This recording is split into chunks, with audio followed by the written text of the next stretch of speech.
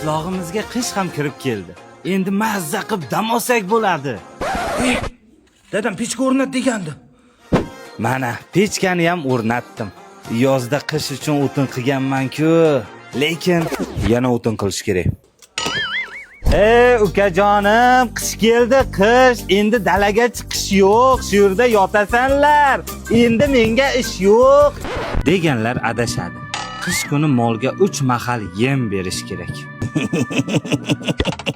Bu holat o'g'il bolalarda albatta bo'lgan. Bor tualetga bor. Sovuqda juda erinardik.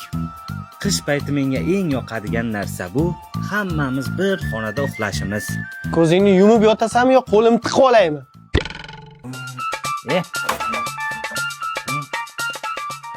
Aya, bittagina kompot ichaylik. Yo'q, yangi yilda mehmonlar kelsa, mehmonlar bilan ichamiz. Yo'q, 63 ta kompot ichmaymiz-ku. Yo'q. Eng alamlisi hamma mevani o'zim terganman. Pechkaga olov yoqish juda qiyin, ammo to'g'ri, men aytgan usul pechkani tez yoqadi, lekin ehtiyot bo'lish kerak. Ay, achyapti.